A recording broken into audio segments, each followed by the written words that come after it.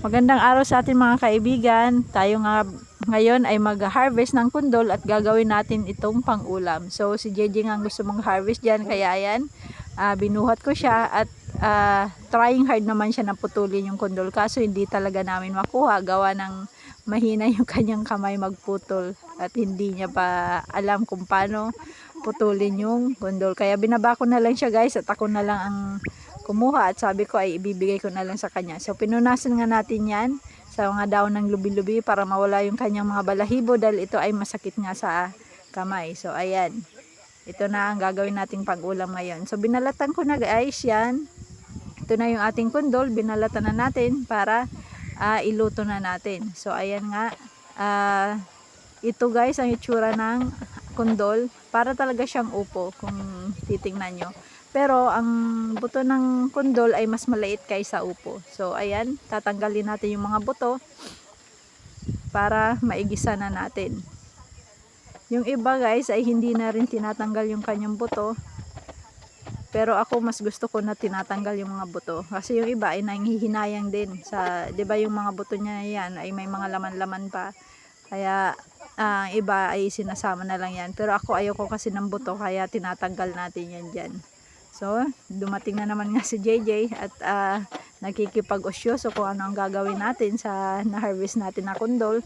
So, ayan, hinugasan na nga natin yun guys para i-slice ng bite size. So, depende sa inyo kung anong lutong gusto nyo at depende sa inyo kung gaano kalaki nyo gustong iluto yung kundol. So, sa akin ay igigisa ko yan kaya ginawa ko, hiniwa ko siya ng bite size lang.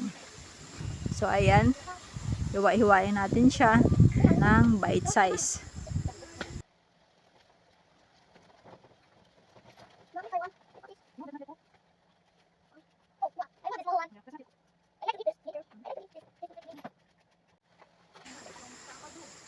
So ito nga guys, patapos na tayo sa ating paghihiwa. Meron din tayo dyan guys na kinuha na panghalo natin na daon ng sili. So hahaluan natin siya ng daon sili. Mas masarap guys.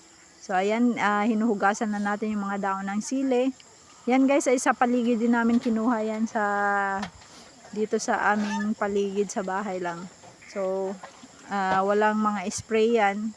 Pero kailangan nating hugasan dahil minsan yung mga alikabok diba dumidikit. Kaya mas healthy kung ating hugasan. So ito na nga guys ang ating sardinas na pangsahog. Hugasan rin natin. Mas maigi na hugasan natin bago natin siya buksan dahil yung mga dumi na kumapit din sa kanyang can. So naglagay na tayo dyan ng mantika.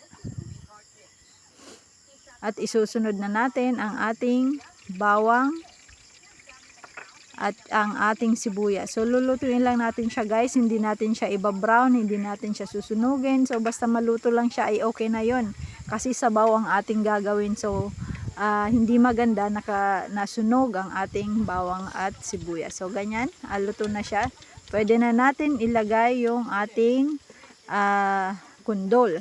So ito na ang So habang nag-edit nga tayo guys, ay nandito na naman si JJ sa likuran ko at ayun nga sumisigaw.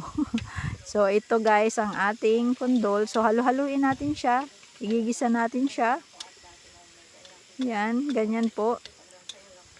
At syempre maglalagay na rin tayo ng yung sabaw ng ating sardinas. So bakit sabaw muna yung aking inilagay? Para hindi po madurog yung ating laman ng sardinas. Kaya ayan, sabaw muna yung ating nilagay para ma-absorb na ng ating kundol ang sardinas, ang lasa ng sardinas. So ayan, maglalagay na rin tayo dyan ng asin para okay na yung kanyang lasa. At yan, kumukulo na po. So pwede na natin siyang dagdagan ng sabaw. Dagdagan natin ng kung gaano ka daming sabaw ang gusto nyo. So ayan, kumukulo na nga po ang ating sabaw. Pwede na tayo dyan maglagay ng Knorr cubes. Depende po sa flavor na gusto nyo. Ako ang nilagay ko dyan ay chicken dahil yun lang po ang available. So ayan po. And then pagkatapos natin ilagay yung cubes, pwede na rin natin ilagay ang ating dahon ng sili. Ayan.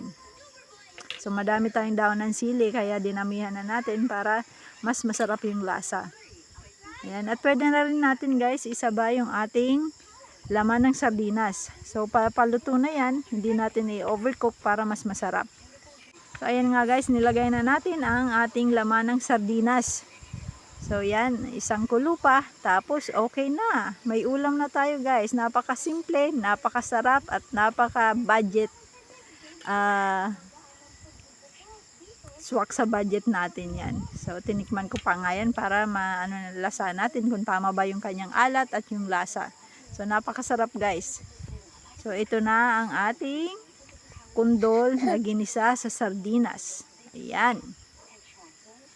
Kulang na lang guys ay kanin. So ito na nga ang ating finished product. Salamat sa panunod guys. Thank you. Please follow Ate Ed's vlog. Thank you for watching.